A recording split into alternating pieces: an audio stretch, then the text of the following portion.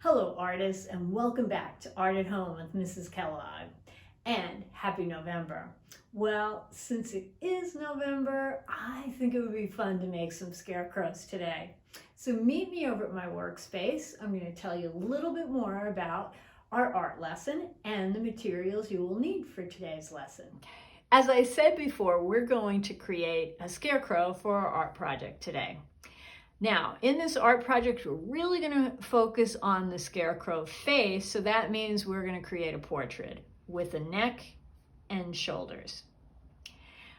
Now, for materials that we're going to use, you want to have your art mat and newspaper down. So we're going to use a lot of different art materials today. So the first thing, you want to make sure you have a paper that's thick enough because we are going to be using some watercolors. Okay, so you could use paper from your art pad, would be a good paper to use. You want to make sure you have a pencil. If you have a fine tip permanent Sharpie marker, that works best for tracing your shapes. Because we are using watercolor, you want to make sure it's a permanent marker or else the marker will run. If you don't have a permanent marker, you can always use a colored pencil. We are going to use some oil pastels. So you can use your color in your scarecrow, and then at the end you can trace with the black oil pastel to really make your shape stand out is another option. And as I said before, we're going to use the watercolors, so we're going to need a brush, paper towel, and a cup with water. Remember, you can always use crayons in this project.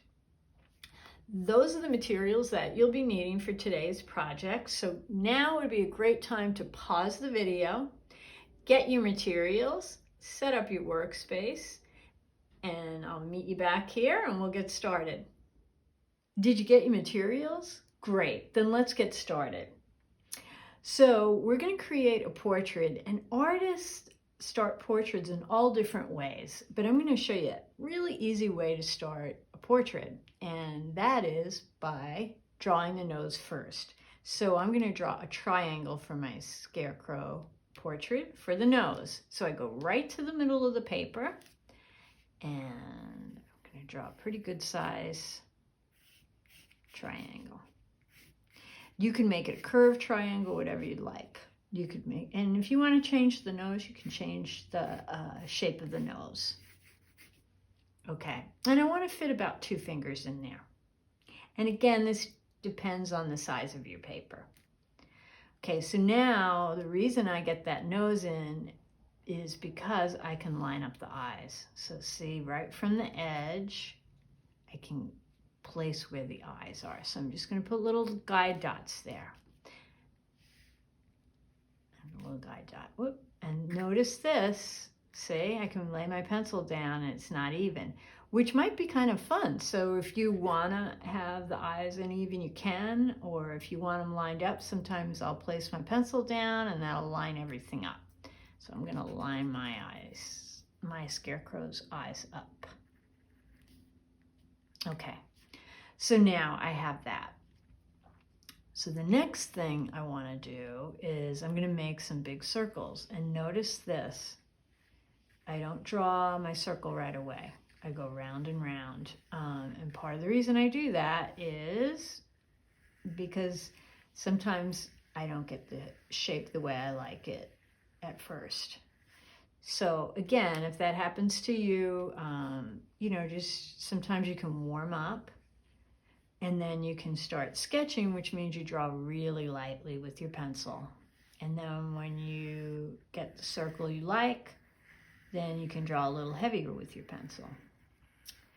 Okay, so now I have that. And it's time to put the mouth in. So sometimes I put about 2 fingers below that nose. And that's a good place for where I'm going to put the mouth. So sometimes it helps me to line things up. And I'm going to make a big smile. Okay, so I'm going to sketch. And see, I'm sketching again. And if you want to put it lower, higher, remember you're the artist. I'm just showing you some art skills and ideas. Okay, so now I have the face. So the next step is I want to start shaping the face up. So I'm going to come from the side here and notice I'm sketching again. And if it helps, you can even put a little circle so you don't forget that chin. That helps me a lot. You know, I put a little placeholder there. And I just make a big U shape in the beginning. And then the next part is the hat. And my hat is going to go off the page, but I don't really worry about that. If you don't want it to go off the page, you can make a smaller face, or you can have the face, you can place the face lower on the page. Okay, now what I'm going to do is I'm going to start from this side. And notice these lines are past the eyes. So notice those side lines, I go past the eyes. Now I'm going to go a little bit above the eyes, and I'm going to come from here. And basically what I'm going to do is I'm just going to kind of make a little bit of a rainbow line coming here. And I'm going to, it's almost like I'm making a C on the side. See how I'm hooking it onto the side of the head there. So this is going to be this part of the hat. Now my next step is I'm actually going to draw the ears in. And let me show you something. I'm going to turn this paper over and I want to show you something. Okay. When you draw ears, sometimes I'll see people draw these big ears like this. Right? And you don't have to draw them that big. You can if you want, but a lot of artists, what they do is, if you notice, it's like I'm drawing an upside down tilted J. So if this is the head, see, I come from here, diagonal line, and then I hook it onto the side of the head. So see how I'm tucking it in the side. So I'm going to come from here, and it's okay to draw through things, you know, but I'm going to have to remember to erase that out. And where I stop, usually right around the bottom of the nose. I made those ears pretty big, but that's okay. I kind of like that.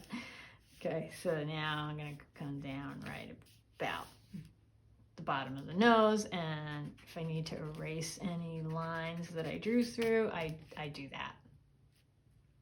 Okay, now the next step is I'm going to draw this rim of the hat. So see how this line went this way? I'm going to draw this line, but I'm going to come out and go around like that. So I'm actually going to come out here. See, I might go off the page. It's okay to go off the page. And I'm going to come about right there. And then I'm going to hook it around that ear. So it's kind of tucked in behind that ear. Okay, and then I figure out how wide that head is, right? And then I'm going to come up and see my hat's going off the page. You don't, if yours doesn't go off the page, that's fine. Okay, so you could have it go off the page, not go off the page. Just remember, you're the artist, so you want to create it in your own way. And that's what artists do. So we all have different ways of creating our art. Even though we're drawing the same thing, they'll all look very different. Okay, now I'm going to start putting the Scarecrow details in. So I want to, since the eyes are sewn on, they're usually button eyes, and they're sewn on to the Scarecrow, I'm going to make an X. So you can just make an X if you want, or I'm going to make line, I draw that line, and then I'm going to make it a skinny rectangle into a shape. Then I'm going to go this way, and notice I curve a little bit. If you want to make it more 3D, sometimes you can add a little shape on the side here and shade that in with your pencil. So it kind of gives it a little more dimension. The mouth is sewn, so I'm going to put some lines through that. Now it's time for the straw for the hair. So I'm going to think rectangle. So there's my line. Now make my shape. And coming out from under the hat. So I draw a few in, and I'm drawing in different sizes, and then I see what I like. So see how I kind of make a little shape there. And then if I draw through anything, I have to remember to erase those lines out. Okay. Now the neck. So I think of a branch of a tree. And then the shoulders, and I usually draw a line from behind, and I'm going to swoop those up because they're Scarecrow hanging out in the field. And I'm going to make it look like clothing, so I'm going to draw over that. And you're right, I have to remember to erase. And then you could put squares, plaid shirt, whatever you want to do. And for this part, if you want to put a line through the middle, and then just sketch some light lines through. So it looks like it's been sewn. You can do that. Okay, so now I have my Scarecrow all drawn in. So my next step is I'm going to trace all my shapes. Now's a good time to pause the video, draw your Scarecrow, and then after you've drawn it and you're happy with everything, then it will be time to trace. Did you draw and trace your Scarecrow? Great. Okay, now let's add some color to our Scarecrow. So the color choice is up to you, but the one thing I want you to think about is looking at your colors and putting them next to one another. So you're going to notice I've got this gold yellow color and then this lighter yellow. So see how the lighter yellows is lighter than that gold. So when I use the gold for the hair and the yellow for the face, those shapes are going to really stand out. So for example, if I were to use this reddish brown and red, notice they're two different colors, but they're almost the same shade. So if I do that, my shapes aren't going to stand out so much. So it's always a good idea to put your colors next to one another to see if they'll stand out. And then that'll make your shapes stand out. Because if they're too close, think it's like goodbye shapes. The shapes start to disappear. Okay, so now I'm going to work on my Scarecrow and add color to it. And now would be a good time for you to pause the video and do the same. And then I'll meet you back here and we'll paint the background in. I hope you had fun coloring your Scarecrow in. Okay, now it's time to paint.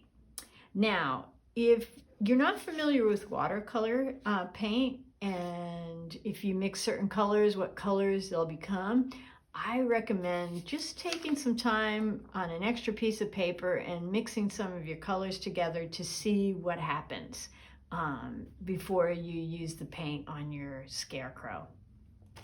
And again, I always like to have a paper towel handy.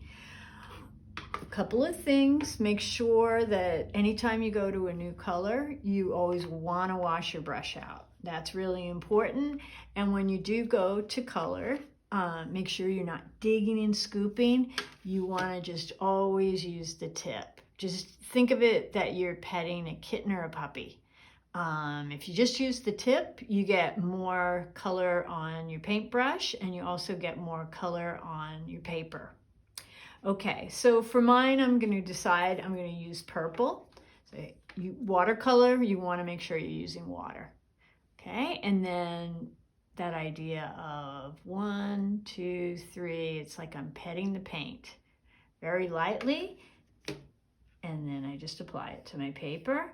And oil and water don't mix. So a couple of things to keep in mind. The more paint you have on your brush, you'll notice it's going to be darker. The more water you have on your brush, you'll get your colors lighter when you're using watercolor. That's our lesson on creating a Scarecrow. So I hope you enjoyed the lesson, and I especially hope you had some fun painting. Always remember, when you're creating art, to relax, have lots of fun, and keep creating.